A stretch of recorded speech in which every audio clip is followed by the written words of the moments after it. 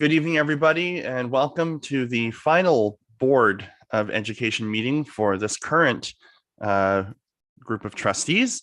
Thank you very much for coming. This is the meeting for Monday, October 24th, 2022.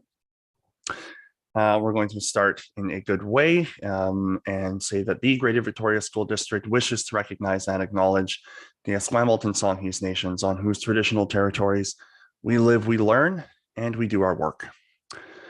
Can I please have an approval of the agenda? Moved by Jordan, seconded by Elaine. Any discussion? Chair, I was actually hoping to make an amendment. Yes, Jordan, please. May I please add a trustee's report under C2C? Yes. So let me just trustee report under C2C. Okay. Any other amendments? Trustee Whitaker and then Secretary Treasurer Morris. We'll go to Trustee Whitaker first. Can you also add a trustee report? Yep, so we'll put you under C2. My alphabet is good. That would be D. C2D. Excellent. Trustee Duncan. Sorry, actually I said Trustee Secretary Treasurer Morris first, and I need to stick to my word. Secretary Treasurer Morris, you first. I wonder if the board would consider moving E to A to near the top of the agenda in order to let the architect go before the rest of the business in the agenda. Yeah, where are you suggesting we move that to? I'm suggesting a new B. New B, so we put that, put correspondence underneath that. That will be the new B, and then correspondence will become C and so on. Okay, thank you. Trustee Duncan. Yeah, thank you, Chair. Just wanted to add a trustee report as well under C wherever is appropriate. C2E, you're all putting me through my alphabet tonight. Thank you. C2E, very good. Okay, I think that is all for the amendments that I see. So all of those in favor of the agenda as amended, please signify. Keep your hands up. Thank you. Okay, I just need to move all my squares around. One sec. This will be the last time I have to do this. So for this at least, yeah, okay, you can put your hands down. Sorry, y'all. I realized I said keep them up and not put them down. So thank you. Yes, that is unanimously approved. Approval of the minutes of September 26, 2022. Can I have a motion to approve? Moved by Elaine, seconded by Tom. Any discussion? Seeing none, all those in favor of approval of the minutes from September 26th. Any opposed? None opposed. That carries. Thank you. Now we'll go to approval of October 3rd. Can I have a motion to approve, please? Moved by Trustee Ferris, seconded by Trustee Waters. Any discussion? Seeing none, all those in favor of the minutes? Any opposed? None opposed, and that carries. We'll now go down to the new B, which is the Cedar Hill Middle School Design Presentation by KMBR Architect.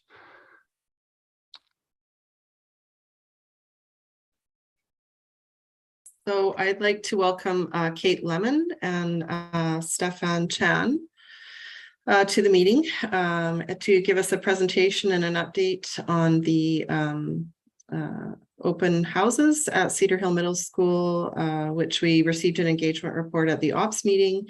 And so KBMR is here tonight to provide us with an update on the design of Cedar Hill Middle School. So welcome, Kate and Stefan.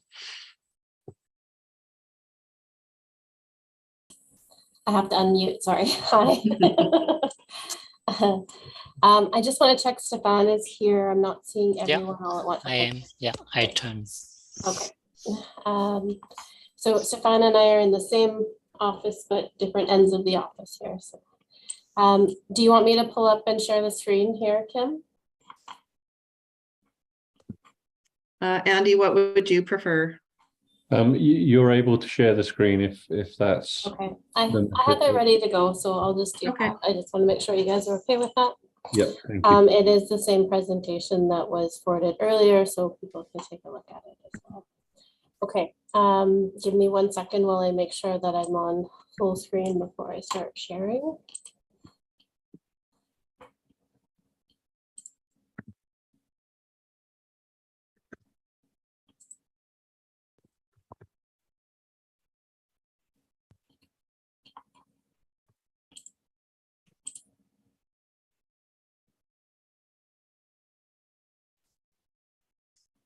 Okay.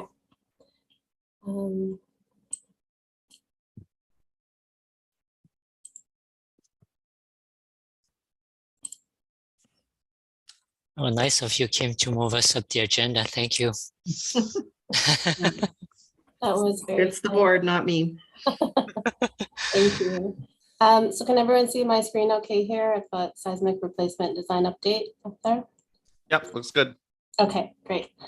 So Stefan and I are from KMBR. It's nice to see you guys again. It's been quite a while. So we're happy to provide you with an update. We've had a lot of work going on in the background. Stefan and I are working on this project every day and have been for months now. So we're doing the seismic replacement to École Intermédiaire Cedar Hill Middle School. And let me just, sorry, I would like to.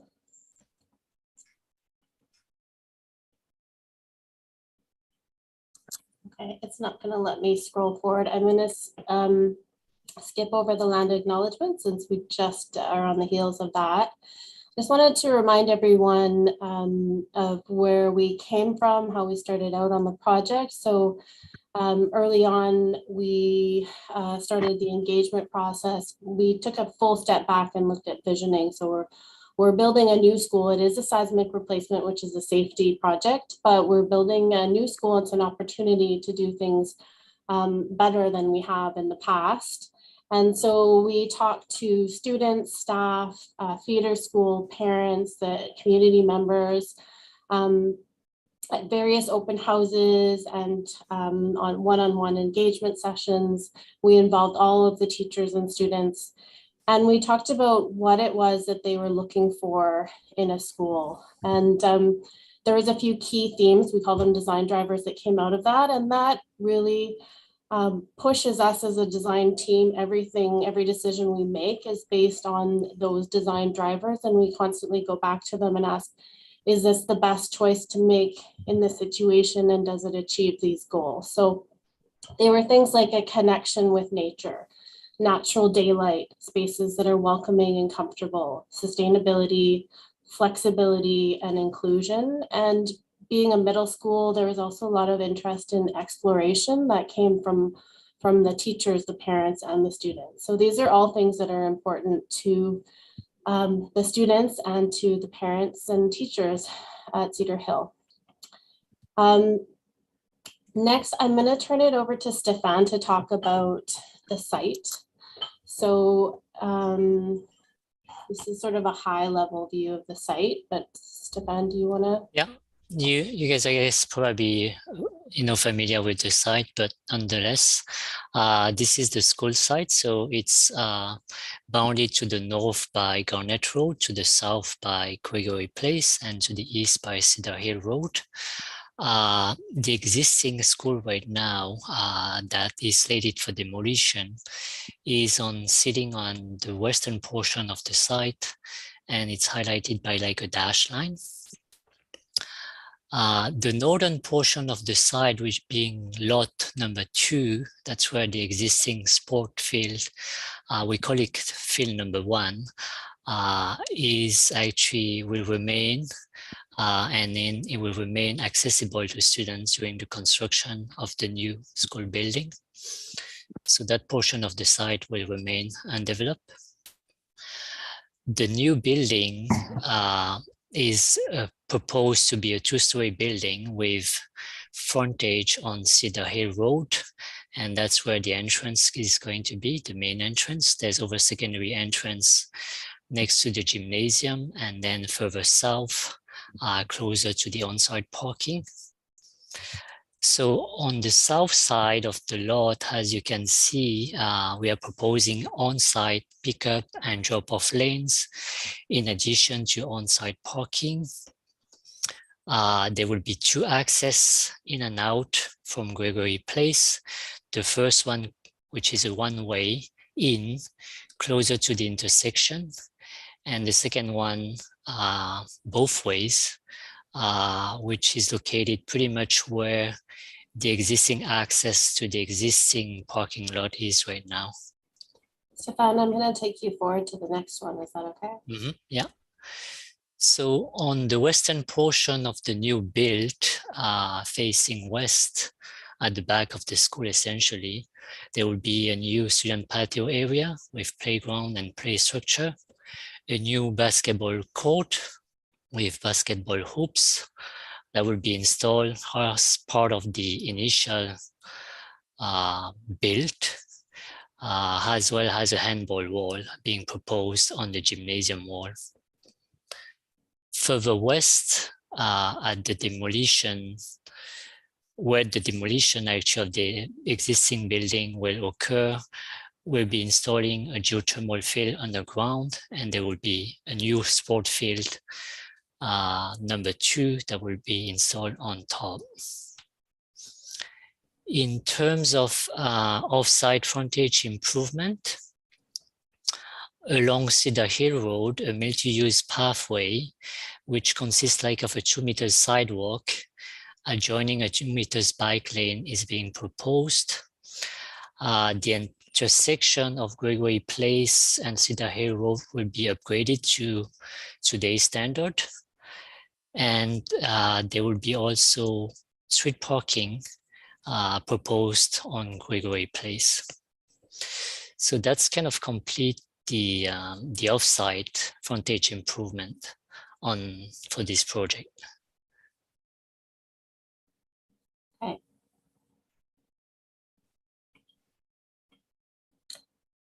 This is just an overview quickly of the 2 stories all together, so that you can see sort of the entirety of the school, with the main entrance here on Cedar Hill.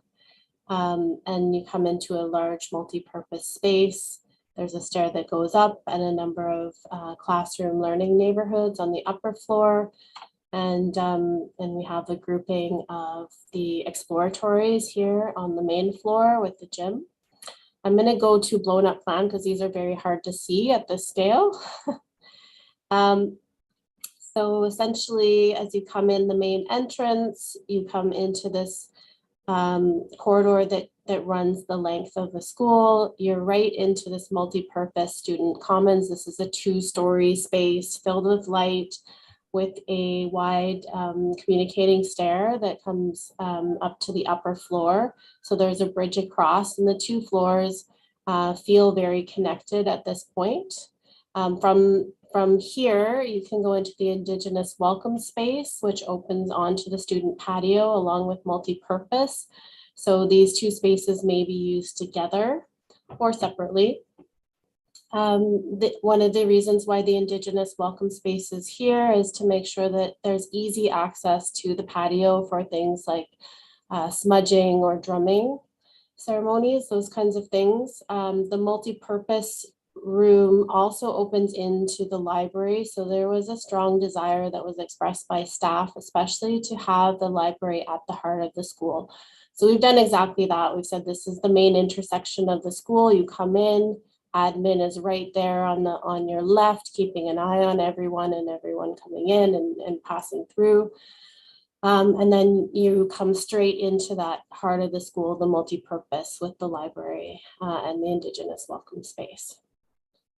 On the south end here, we have one of our small learning neighborhoods. So the idea behind learning neighborhoods, for anyone being on the school board, most of you probably have encountered them, but members of the public may not. It is the direction that schools have been going for probably almost 20 years now. The learning neighborhoods are groups of classrooms that are grouped around a collaboration area. And it really gives students a sense of a smaller community within their larger school community. It helps teachers with the collaborative teaching. And we create these collaborative areas outside. So when students are doing breakout work, they can spill out into that area and the teachers can keep an eye on them, and there's lots of place. It also makes it easier for 2 classes to teach together because you can use those spaces together. So each collaborative area has a special ed classroom and a breakout space associated with it, and some have multiples. They have this sort of movable furniture, different types of furniture, and they have a demo counter for doing middle school type sciences. And essentially the idea is that special ed and learning resources are pushed into the classroom and into the learning communities instead of pulling kids out. And so we've really made sure that that was integrated throughout the school. We also have counseling and some testing rooms for learning support that are right near admin on the ground floor here, as well as a meeting room that can be shared by all. And a quiet or sensory room. And then we have the additional breakout rooms on the upper floors so that there's always a quiet place for students to escape to if needed, or a quiet place for one-on-one work with the teacher or a learning resource teacher. I'm gonna go now to the north half. So, and actually I should start with art. So we have all of the exploratories grouped on the main floor.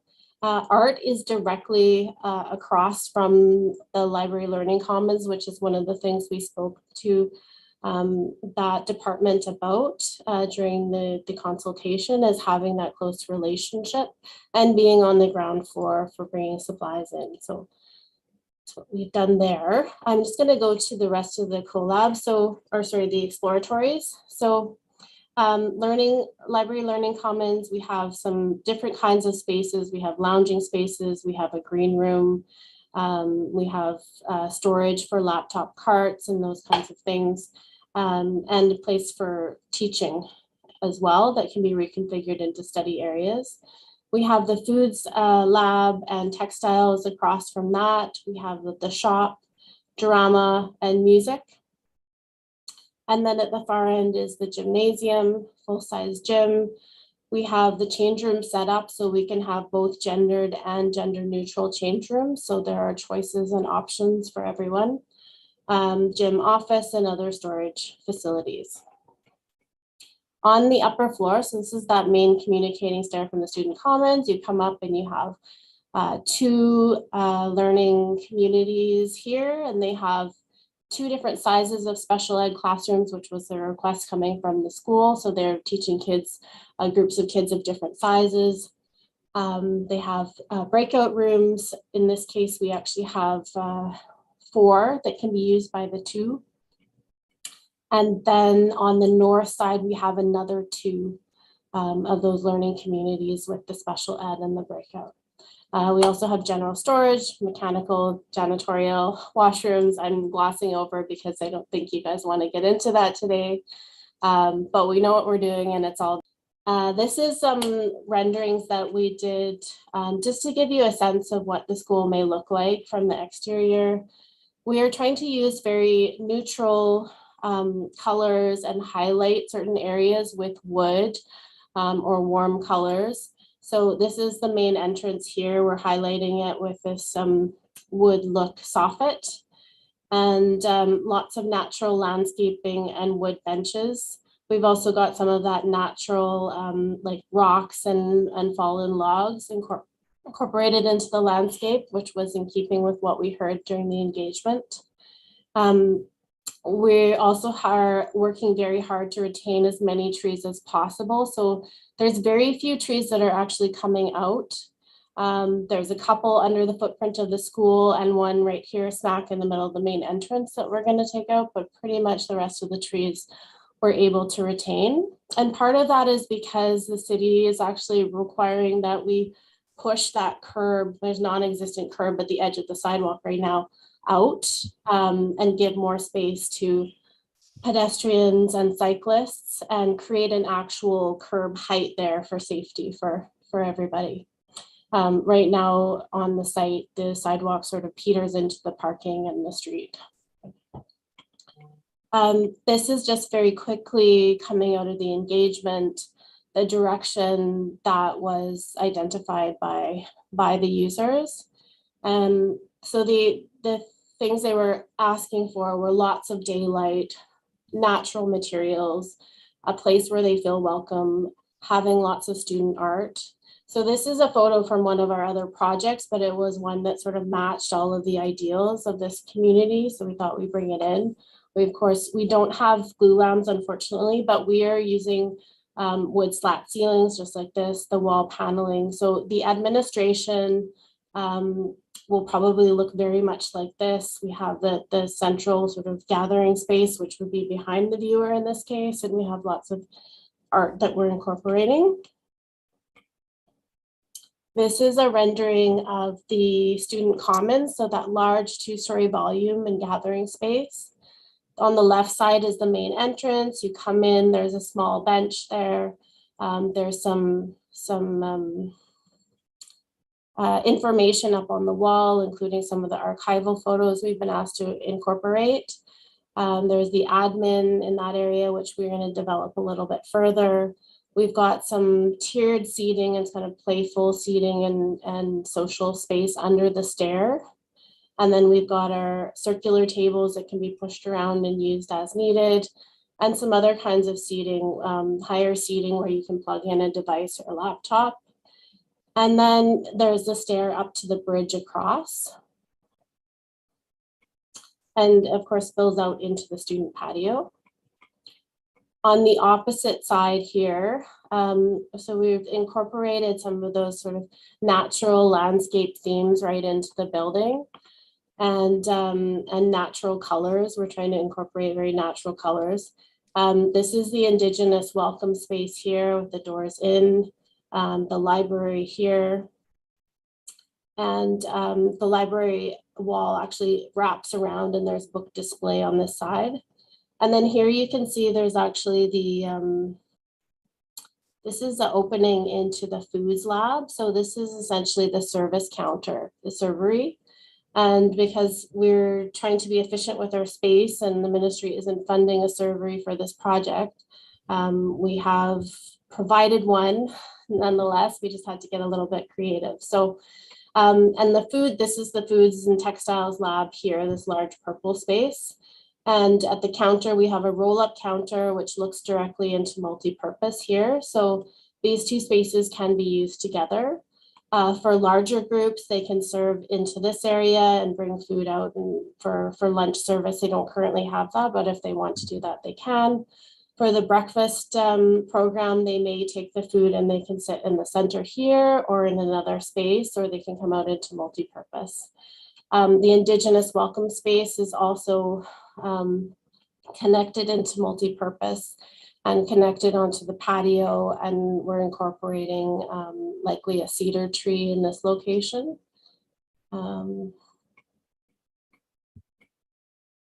This is just another view as you're coming through the vestibule into the front entrance. So you can see lots of daylight, lots of wood. It should feel warm and welcoming, comfortable. And this is the waiting area for counseling and learning resources. So we have the meeting room here, and we're going through with staff and the school district right now, looking at an inventory of art that wants to be brought over. So this is one of the pieces that we thought was really significant. And we got the sizes and the details on it from the principal, and have incorporated it into this area here, which is near the counseling waiting area and the meeting room, which is shared by admin and the school, admin and the teachers. There's also 2 counseling offices there, and the quiet room around behind. And then this is a representation of a typical classroom. There's not much to say other than we have large windows into all the classrooms. All the classrooms have operable windows, so you can get lots of ventilation, natural ventilation. We have these windows that look into the collaboration space, so teachers can be teaching, working with students within the classroom and keeping an eye on students who are working out in the corridor or the collaboration area. Each classroom has a sink, which was one of the requests from engagement, and some storage. And then I'm going to turn it over to Stefan for our last little bit, the energy reduction strategy update. So the project is on track to achieve net zero by design target with the following mechanical and electrical system. So there will be some heat recovery exchangers, the geothermal field, which I previously mentioned. It has actually a higher performance than an air source system, a traditional air source system. Hydronic system heat recovery that will be paired with the geothermal field, air source heat pumps that will be installed on the roof, as well as some air handling units. Photovoltaic panels on the roof. So we have planned for enough roof area to be installed on the roof of this building. However, because of an agreement between BC Hydro and the provincial government, we are only allowed essentially to install initially 100 kilowatt hour because it's actually capped by this agreement. However, I guess once this cap, eventually, if this cap were to be removed, an additional 261 kilowatt hour could be installed. At that time. The building essentially will fully achieve net zero. And that's the reason we somehow call it like net zero by design target, because currently we're only allowed to install 100 kilowatt per hour. The energy model shows that energy consumption is lower by about 22% compared to a baseline model. In terms of greenhouse gas emission, we're seeing a reduction versus baseline model by about 90%, which is actually quite good. Yeah, so it's definitely a good news story on that front. We're quite proud of what we've been able to achieve there. And we can't take all the credit for it. We definitely have to let our mechanical engineers take some credit for that as well. That's it. I don't know if there are any questions, but we can be here for them if we need. Thank you very much, Kate and Stefan, for your presentation. Thorough, fulsome, exciting. So I know you're putting a lot of work into all of this as directed by us. So far, it's looking very good. So thank you.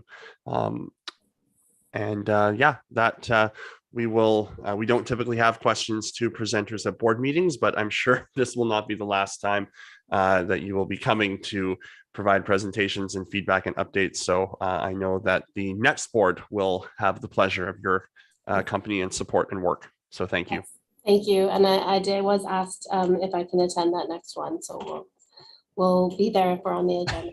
Thank you. Very good. If we could get you to unshare your screen. Yeah. I know it's always a challenge. There we go. All right. Thanks again, Okay. Stefan and Kate, so much. Feel Thank you. free to enjoy the rest of your evening. You are not obliged to stay if you don't want to. Okay. Thank Thank you. Thank you. Appreciate it. Bye-bye. All right. So now we're going to go into correspondence. Actually, Chair, just a quick question there for clarification through you to Superintendent.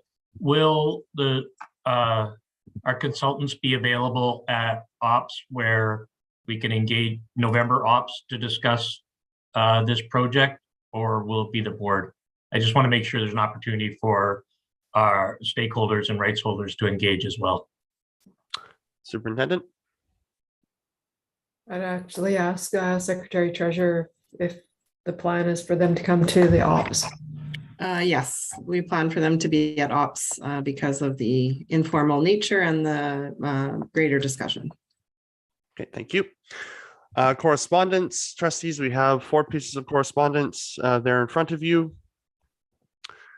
We will go to trustee reports, chair's report. Oh, sorry, Trustee McNally. Yep, sorry. So Trustee McNally, I promise I'm not ignoring you, but the lovely backdrop that you have, when you put your hand up, it kind of blends in. So yeah, no, I appreciate that. Please go ahead. Okay, thank you. There are three really pertinent questions from VCPAC and their submission, and they are asking that the board hold a special meeting to respond publicly to their questions. I understand that our bylaws don't provide for VCPAC to call a special meeting, but 3 trustees may. And I think it's in our interest to consider those questions in public. So I will be considering calling a special board meeting with 2 other colleagues in order to have those questions answered. Okay, thank you. Appreciate that. We'll go now to trustee report, chair's report. We'll start, well, Trustee McNally has kind of led me into this. So there are 3 outstanding questions that we have from our public, which I had committed to get back to at our last meeting. So to bring it into the public realm so the public is aware, the board will not be seeking an appeal of the judicial review. So that is a decision of the board. The board does continue to meet with legal counsel to review and discuss matters pertinent to what has come from the judicial review. And the Minister of Education has signed off on the land sale at Lansdowne South and deal with Vic Hospice. So those are 3 of the outstanding questions that I had to report back on from a previous meeting. Yes, Trustee Painter. Just clarification, when did the board make the decision of not appealing? I might have been away at that time. We recently made that decision at an in-camera meeting that you were unable to attend. Okay, thank you. Thank you. All right, so trustee recognition. I just want, as the chair of the board, and this being the last board meeting, not only where I am a trustee, but I am also the chair, to take an opportunity to recognize colleagues who I've had the pleasure of working with for the last 4 years, who will not be returning after the most recent election. Some who I've had to work with and who have been on the board for 1 term, myself and Trustee Angie Hensa. Angie, it has been a real honor and pleasure working with you. Your thoughtful engagements and approach, your kind connection, your capacity to consider things from all sides in your work has been extremely appreciated. I have really enjoyed not only working with you, but getting to know you. So thank you very much for the energy and the passion that you have brought to this work. You've been a real asset to the board and to the district as well. So thank you. I want to also acknowledge 2 trustees who I've had the pleasure of working with for 1 year, but who've been here longer than that. Trustee Jordan Waters and Trustee Ann Whitaker. Jordan, it has been a pleasure to work with you as well. You have supported me through a lot, and you have been a sounding board for quite a bit, certainly as chair, in terms of trying to get some thoughts around how a chair does this work. It's not something that anyone is ever prepared for. So I just appreciate your advice. And I also appreciate the heart that you always bring to this work, fulsome, caring, inclusive. You have led a lot of valiant, positive efforts in this district, and you have left a mark, and I really appreciate that. Trustee Whitaker, I have always, every single time you have spoken up at this board table, I have always listened and taken notice, because I know as someone who, like you, has been involved not just as a trustee, but in parent advisory councils in BC CPAC, you have something worth hearing and you have something worth listening to. So whenever there has been an opportunity to hear and listen to your feedback, I've always paid attention because it's important. So you bring a focus on doing the work, and that's going to be very missed. So I really appreciate everything that you have brought, and you've taught me an incredible amount as well. So thank you. And to 2 trustees who have been here for more than 20 years at the table, Trustee Tom Ferris and Trustee Elaine Leonard, you'll have more to say later, but I want to say as well to both of you what an incredible honor it has been to work with you, learn from you. I came in very new and young, and you two both taught me a great deal about slowing down and learning and listening. So it has been an absolute honor, privilege to serve with both of you in what is your final term. So thank you both. I've grown a lot from your benefit, from your words. So thank you. And I'll let you speak a little bit later under your trustee reports. And then to all those who have been elected, welcome. It's a lot of work. It's good work. It's important work. To Trustee McNally, Trustee Duncan, Trustee Painter, I know you will continue to carry on the spirit of our kids and our students and their important work. So I know it's in your hearts. I really and truly do. And you will serve well. I have every faith and determination that you will. So good luck to the next 4 years. We're going to need it because there's a lot coming down that is not going to be easy, but I know you're all there for the job, and these new trustees are going to need your help too. So thank you very much. November board work plan is there for your review. And that is my chair's report. I will now go to trustees report, Trustee Ferris. And for folks, these are the last reports for some folks, so I will be a little bit more permissive in these reports as we are going to hear from some trustees for a final time here. So I will be a little bit more flexible. Trustee Ferris, go ahead. Thank you, Chair Painter, and thank you for your kind comments.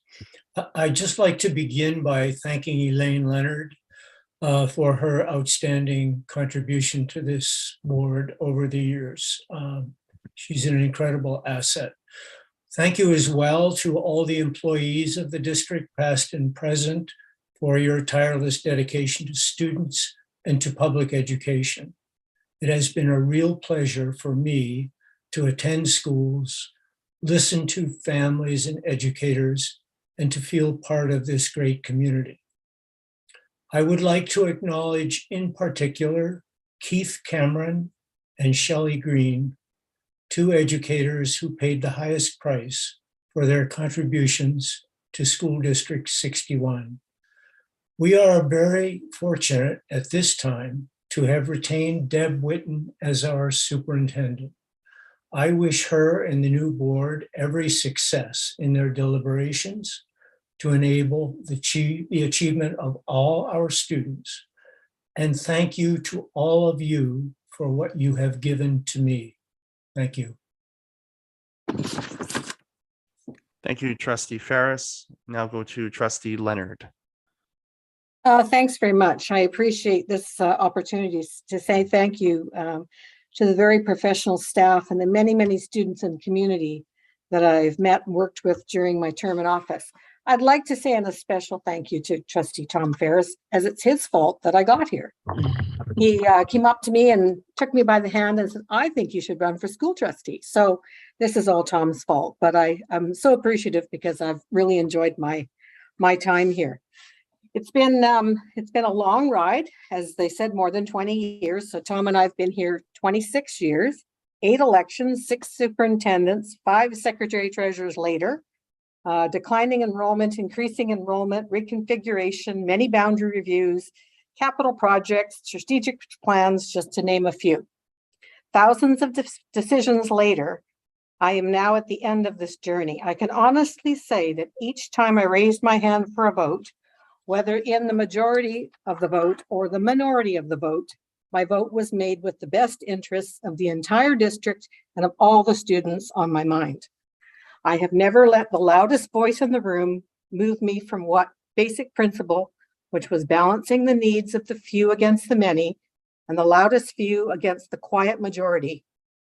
The decisions have not always been easy, but I can say that I have no regrets for any of the votes that I have cast during my time on the board with close to 1,000 board and committee meetings. I wish the next board good luck and good success. And it's hard work, but it's very rewarding work, and I wish you all the best. So thank you very much. Thank you, Elaine. Trustee Waters. Well, Tom and Elaine are tough acts to follow.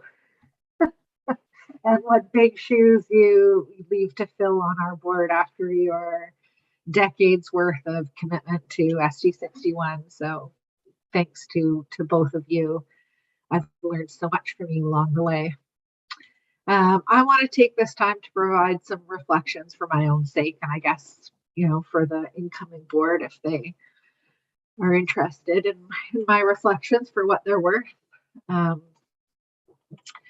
As a neurodiverse kid who wasn't supported to graduate high school, but who ended up finding lots of success in post-secondary school, I became an adult with a lot of opinions about the K-12 system. During the 2014 teacher strike, after I organized in support of teachers, I was approached by members of the GVTA and encouraged to run for trustee. So with my family's blessing, the GVTA support and partnership with trustees McNally and Rob Painter, as well as Deb Noor and Edith Lauren Guhunga, I ran and was elected trustee. At the time of my first board meeting, I'd not been inside a school since I attended one. I didn't know who Robert was or why he had so many rules. I had a vested interest, though, two preschoolers, and I had a million ideas, a fire in my belly, and a lot to learn. During my first term, we added a third kiddo to our family, and I'll always, refusing to sleep in the bed behind me, I'll let you know. But I will always fondly remember nursing him at the board table and passing him around to my colleagues when he was fussy. Now, at the end of my 8 years as a trustee, I have kids in grade 6, 4, and 1 who've been supported by so many amazing teachers, dedicated and creative EAs, principals, and VPs. We've been through a psych ed assessment, IEP meetings, benefited from the skills of speech language pathologists, occupational therapists, counselors, and learning support teachers in our system. I've visited all 48 schools, attended countless winter concerts, cried at Remembrance Day assemblies every year, and celebrated many graduation ceremonies. I've served with 2 boards, 4 superintendents, 3 secretary treasurers, and many other amazing staff. I've spoken to hundreds of parents, many who are upset or worried. I've learned a lot about the needs of children, youth, and families, and about the education system's strengths and weaknesses. And I've learned mostly when to compromise and when to stand my ground. I've also learned that working with people with different perspectives than you strengthens what you produce, and that alliances can be built on respect and shared values as easily as they can be built on shared politics. I've learned that the loudest voices often have the most resources, and that equity and inclusion requires an awareness that not all kids have parents who are able to advocate for them. I think it's the job of trustees to listen for the absent voices and find out who isn't a part of the discussion and why. One of my proudest achievements as a trustee is developing SD61's gender identity and expression policy in collaboration with our 2S LGBTQ community and staff. This comprehensive policy established our district as a provincial leader in SOGI. The ever-increasing visibility of gender diverse students and staff in our schools is a testament to the safety that we have created as a learning community. Although there is much work left to do to ensure that our schools are truly affirming spaces, I know I helped create a framework for gender inclusion that will serve students long into the future. I'm also proud to have led the elimination of punitive dress codes in favor of policy that upholds human rights and ensures that no student's body is ever viewed as a distraction. To get this done, I doggedly carried the dress code policy through 17 contentious public meetings. I lost the support and respect of some people and gained it from others. Most importantly, I made our schools more inclusive by pushing the issue. SD61 was the first school district in the country to take this step, and I regularly hear from students, parents, and teachers all over who want to know how we did it here. Leading these changes that our students feel on the ground in their schools every day is my legacy. Of course, no legacy is uncomplicated, and I have many regrets. However, one thing I will never regret is standing up against bullying and harassment. I am steadfast in my belief that everyone has a right to be safe at work. If I've learned anything over my 8 years as a trustee, it's that Boards are more effective when they work collaboratively with their staff and rights holders and education partners. How we make each other feel has a big impact on what we can accomplish together. My hope for the next board is that you will prioritize respect and kindness with each other and with your staff so that as a team, you can keep the focus on the success of our students. They are counting on it, as am I as a parent, counting on it too, and wishing you all the success in the world. I'll look forward to seeing many of you in the next chapter. Thank you, and Heichka. Thank you, Trustee Waters. Trustee Whitaker. You're on mute, Trustee Whitaker. Don't want to miss any of what you're saying. Okay. There, I think you can hear me now. Yeah. I have spent, just like my colleagues, I spent a fair amount of time reflecting on my time in public education. And I want to express my gratitude as well to so many people for an amazing journey and share a few thoughts for the new board and staff. Firstly, I'm grateful to have had the opportunity to work with and be mentored by strong, inclusive leaders early in my journey. People such as the late John Bird, Irene Lazinger, Susan Lambert, Deborah Jeffries, and Deborah Garrity. And yes, I'll even give a nod to that curious George Abbott, who taught me a lot about presentations. I also want to thank the many, many people I have met through PAC World, where I found friends, community, and support, which ultimately gave me the strength to change my living situation and raise 3 children on my own. There are so many of you from PAC and DPAC tables locally and across the province who have lifted me up. I cannot even begin to mention you all by name, but my deepest gratitude to each and every one of you. You know who you are. I'm also proud of a lot of the work that I've done, successfully advocating for changes to the School Act and Section 177 to implement administrative fairness practices, and the work and advocacy leading to changes in the Teachers Act, recreating the teacher regulatory body to ensure more transparency in disciplinary outcomes and reporting. I'm also proud of the energies that I've spent with the BC School-Centered Mental Health Coalition over the past 10 years, and the shift throughout the system to support teacher mental wellness and mental health literacy in our schools. I have found my voice supporting parents and students. There's no doubt in that. Helping many families to navigate the system and advocate for their students when the system had failed them. Whether an IEP meeting, a suspension, an appeal process, or advocating for learning supports that parents needed help with. It was these cases that taught me so much and solidified my belief that parents and the public have an important role to play in public education. Parents are their children's first teacher and are the most invested in positive outcomes for their students. They are critical partners in student success, and we must always be striving to find ways to support them in this role.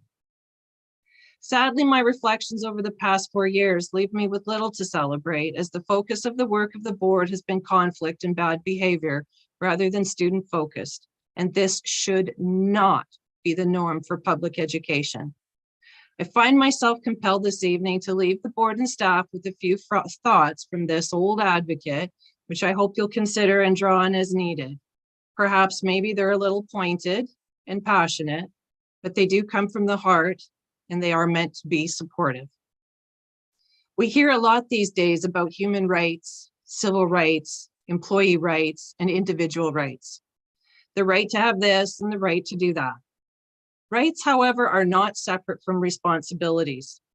As individuals, if we assert or demand rights without taking responsibility for our actions, we are taking more than we are giving.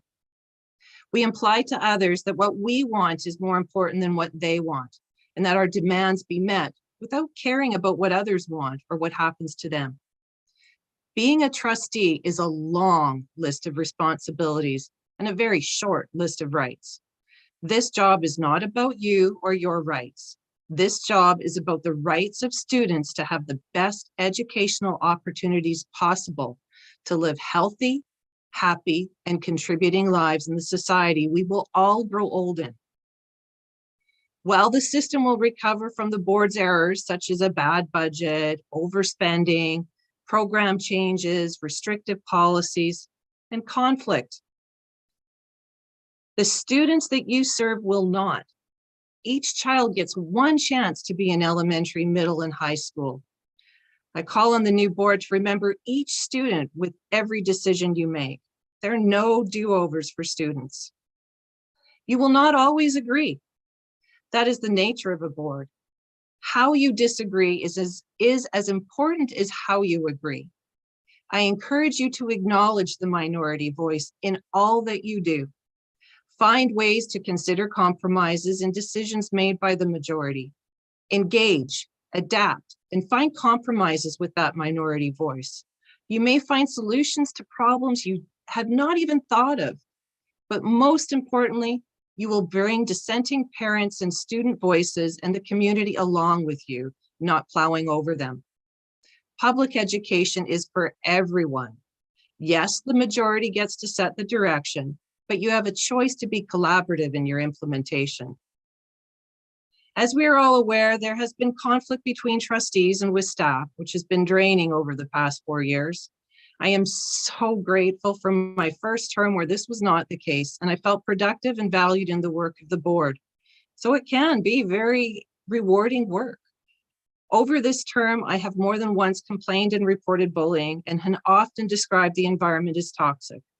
The conflicts and inability or inaction of bystanders to end these disputes has significantly drained district's finances, reduced board productivity, eroded rights holder and stakeholder relationships, and deteriorated the public's confidence in the system, well, at least in the Board of Education. And this must not happen again. While I have been clear that I did not support the suspensions of Trustee McNally and Trustee Painter, I do struggle with the conclusion that both have become martyrs in the public eye. Two wrongdoings don't make a right, but here we are. To be clear, all trustees, excuse me, have a fiduciary duty. Should any trustee find themselves in a position that they cannot support the decisions made by the board, whether that decision be to keep sensitive documents confidential, to move forward on a land sale, the adoption of policy, or even what color to paint the boardroom, if you cannot support the decisions made by the board, the right thing to do is resign. Once the board makes a decision, every trustee must follow and support that decision and direction. There are no exceptions. What one individual trustee wants is not more important than the others. You are a team, you are equal, and you are responsible to each and every student and parent in School District 61. In exchange, unlike the public, you get to vote and accept that decision. Use your vote, stop abstaining. Get out there and make the decision and get behind it. But on a more positive note, as I do understand that I'm going out with the lecture, but that's not unlike me. I have come to understand that the emptiness that I feel in my heart as I'm leaving public education is a sign that I have given my heart freely to this work. And I know that the emptiness is preparing for new passions and experiences. And I am very excited for them. Might be a little sad, but I want to thank each and every one of you for the honor and the privilege to serve your children and our community. It's been an amazing journey. So thank you, everybody. And to the new board, I wish you all the best. Be wise, be strong, and be there for the students. Thank you. Trustee Whitaker. Trustee Duncan. Yeah, thank you, Chair. So yeah, during our last board meeting of this board's term, I wanted to take the opportunity to thank folks who have so generously offered their time and their expertise to me during the last 4 years, and to pass along my sincere gratitude for their work. I leave this board table and prepare to join the next. I'm more certain than ever that efforts to resolve conflicts that inevitably arise require ongoing, genuine, and open dialogue and fair process. It requires of us an unwavering commitment to recognize and make space for honest and respectful criticism, full and open discussion in all matters, and to include and welcome differing perspectives from stakeholders, rights holders, and other members of our learning community. During the past 4 years, we often heard folks talk about the importance of keeping students at the heart of all that we do at this board table. And as a few of us trustees leave this board table in anticipation of joining the next board table, I hope that we each reflect and ask ourselves how we can demonstrate our commitment to collaborate, to find solutions that truly keep students at the heart of our decisions. And I would just conclude by wishing you all well and thanking you so much for your time, your energy, and your good intentions. Thank you, Trustee Duncan. We will go to board committee reports next. D1, Education Policy and Directions Committee draft minutes are there for information only. D2, Operations Policy and Planning Committee draft minutes are there for information only as well. We'll go to district team reports, superintendent's report. Superintendent Whitten, over to you. Thank you very much, Chair Painter. I would like to begin just by welcoming the student rep who's joined us this evening. Jules Dawkins is here with us. Jules is a grade 12 student at Esquimalt, so welcome and thank you for joining us, Jules, tonight. I'd also like to extend appreciation and gratitude to Chair Painter for his work over the past year. I've had the pleasure of working with the chair.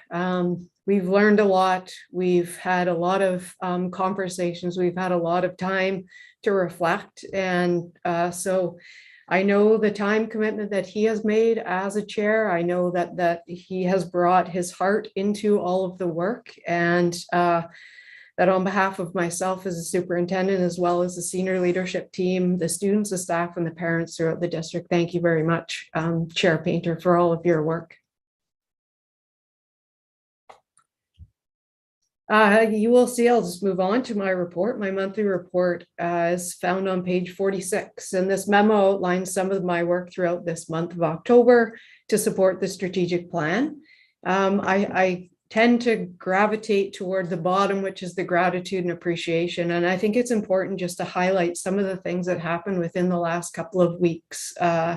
So we have had our teacher, Tina Horwood, won an award for extracurricular leadership at the Premier's Awards for Excellence in Victoria on October 14th. So congratulations to Tina for that outstanding recognition. Also, gratitude to Facilities and Rentals for their assistance as they worked through and supported the municipal elections that went smoothly on the 15th of October. Also, thanks to district principals David Hovis and Sean Powell and teacher Jen Barber for a very successful launch to the Welcome and Learning Center that we have here at Tommy. We've had many students who have come through, who have landed well into our district, who have spent anywhere from an hour to a few days getting to know what education in BC and also in School District 61 looks like, and then are headed into the schools on a much softer and supported entry. Also, gratitude and acknowledgement. We was hosted this weekend, starting on Friday, the BC Principals and Vice Principals Association Conference. And we had drummers. We also had elders from the district. So we had George J. drummers who were there on Saturday and who performed. And I know that a lot of the principals and vice principals put a lot of effort into this week in planning. And specifically Vicki Roberts, Shelley and Gordy Bear, and the elders who came and sat with and learned alongside all of the members of BCVPA. And lastly, we had a October 21st Professional Development Day for all staff in the district. Some staff participated in Provincial Specialist Association activities. We also hosted virtually a Pro D where over 600 staff participated. District team organized, facilitated, often led the session or did a lot of the background. So a lot of effort in, and again, over 600 staff members participating in that professional learning opportunity for Friday. So that is my memo and open to any questions that the board may have. Thank you, Superintendent Whitten, and thank you for the recognition. It has equally been a pleasure to have worked with you side by side for the last year. It has been a real treat and honor to watch you do clearly what you're meant to do. So thank you for that. Monthly report that the Board of Education of School District 61 received the superintendent's report as presented. Can I have a mover, please? Moved by Elaine. Can I have a seconder? Seconded by Tom. Any discussion? Seeing none. All those in favor? Any opposed? None opposed. That carries. We'll now go to revised 2022-23 Board and Standing Committee meeting dates. I'm assuming we don't need an introduction on this. No, okay. That the Board of Education of School District 61 approve the revised 2022-23 Board and Standing Committee meeting dates as presented. Can I have a mover, please? Moved by Tom, seconded by Elaine. Any discussion? Seeing and hearing none. All those in favor, please signify. Any opposed? None opposed, and the motion carries. Trustee questions. Trustee Duncan. Yeah, not actually a question, Chair, but I just wanted to use the opportunity just to highlight that our work plan, I think the date for the inauguration of the new board just needs to be amended from the 1st to the 9th, just a heads up. Thanks for catching that. Yep, it is the 9th. All right, we'll go to Secretary Treasurer's report. Cedar Hill Middle, oh no, we've done that. Monthly report. Secretary Treasurer Morris. My monthly report is attached for information. Just want to give a shout out to all those that helped in the board office on election nights. So Lisa McPhail, Manager of Communications, Joan Axford, Chief Elections Officer, and Deb Whitten was there for moral support. We left the building at 2:44 a.m. After getting our count from Highlands. And I just want to give a shout out to everybody who ran. It takes a lot of courage to run for public office, and I congratulate everyone for taking that leap and welcome and congratulate the new board. Thank you. 2:30 in the morning. My gosh, you guys are. Why was Highlands so late? That's wild. That the Board of Education of School District 61 received the Secretary Treasurer's report as presented. Can I have a mover, please? Moved by Elaine, seconded by Jordan. Is there any discussion? Seeing none, I'll call the question. All those in favor? Any opposed? None opposed, and that is carried. Spectrum Turf and Rink Star Project. Secretary Treasurer Morris. Yeah, so back in October 2020, the board approved in principle some work that the Spectrum community wanted to do around an artificial turf and rink project, and the board provided that support in principle for a 2-year period. We are coming up on the end of that 2-year period, and the work continues, making good progress, but we'd like another year for the board to support this. And so just a quick motion to extend the timeline on this project. Thank you. Can I have a mover, please? Moved by Jordan, seconded by Elaine. Any discussion? Elaine, go ahead, please. Just a question. Originally, it was turf and rink. Is it just turf moving forward now? It's just turf at this point. Yep. Yeah, because I think they've dropped the rink from their proposal. Yeah. Thank you. Yeah, it's a legacy name. Mm. All right. Any other comments? Or yeah, Trustee Rob Painter, go ahead, please.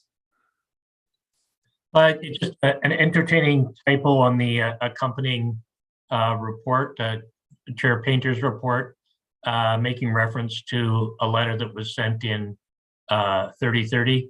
I think it needed a quick adjustment on the date there. Sorry, that was my report, Trustee Painter? Page 72 of the pack up, March 9th, 2020, board approved the following motion, and in bold, letter was written to Mayor and Council on April 23rd, 3030. So. Oh, yeah, clearly I was. You were in your space mode. A long project. Yeah, that's my. Yeah. That's very funny. Okay, thank you. We'll make sure to adjust that. I was having a Futurama moment, apparently. Okay. Anyways, thank you. We'll make note of that. Appreciate catching it. Eagle eye. No surprise there. Any further comments or questions on the amendment? Seeing none, I'll call the question. All those in favor, please signify. Any opposed? None opposed, then that carries. Colquitt's bus compound video surveillance deployment plan. Secretary Treasurer Morris. Sure. So there's a deployment plan attached starting on page 74 of your packet. This deployment plan is for video cameras at Colquitt's Middle School in the new bus compound. We are going to be storing 6 buses there, including 4 electric buses with all the infrastructure that brings. And so we feel it's a very quiet, unpopulated corner of the property. It's semi-secluded. We have high value of the buses, sorry, not off.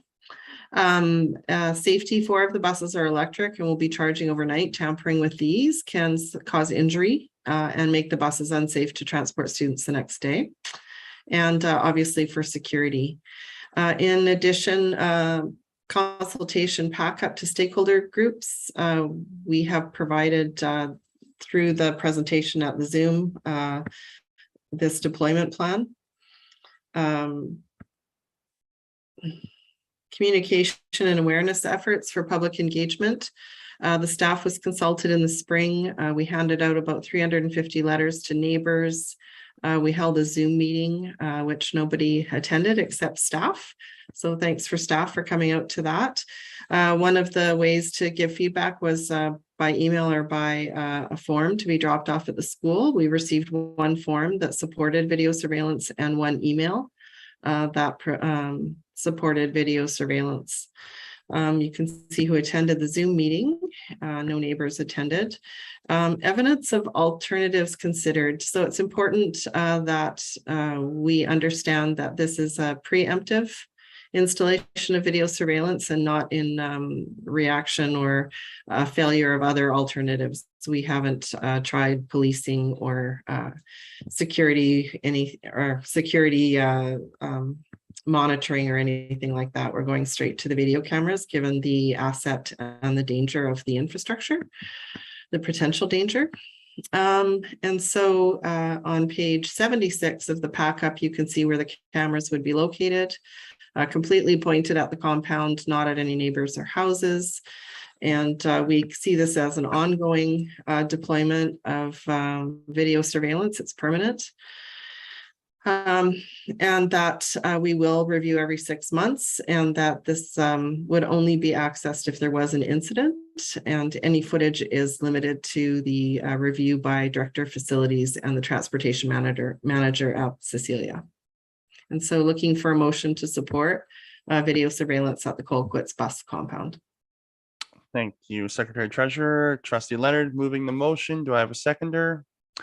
Seconded by Trustee Whitaker. Thank you. Okay, and any discussion? Trustee Whitaker, was that a hand up for discussion, I think? Yeah, just because I'm not really good at security, but will these cameras be placed in such a way that they're not also going to be the targets of vandalism? And just noting how things are going out there, it seems everything you do, there's some other action. So just curious as to how we're going to ensure that they're also safe. I would have to ask the Director of Facilities, but it is something I can ask them to consider when placing the cameras. Okay, thank you. Trustee Duncan. Yeah, thank you, Chair. I had a couple of points of clarification. One was around fencing. I just wanted to confirm that whether there's a fence already in place at the compound. Yes. Thanks. And then I noticed in the pack up, so I was going through at page 91 of the pack up, there is a privacy impact assessment.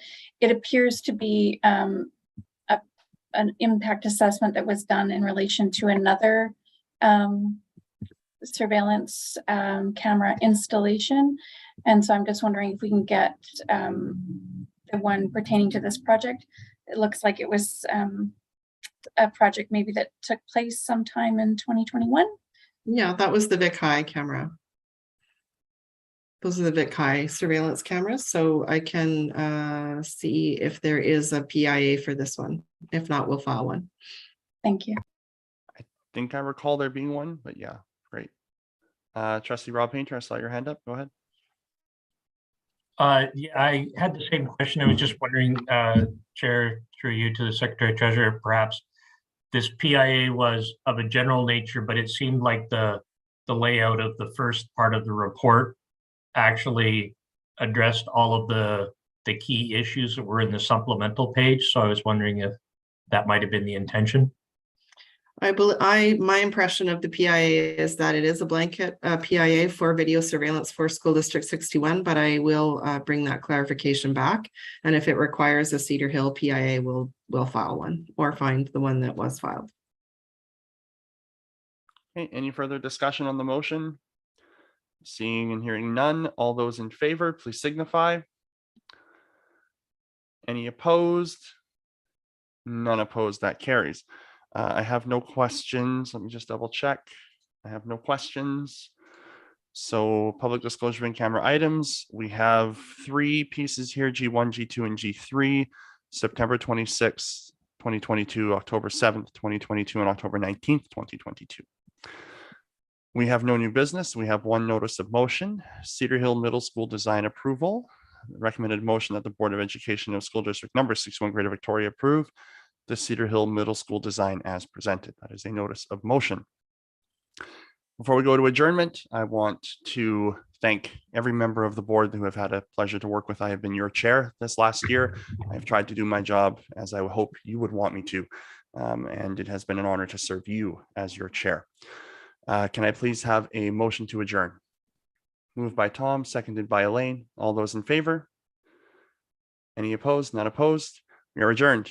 Thank you, everybody, and thank you so much to staff for everything.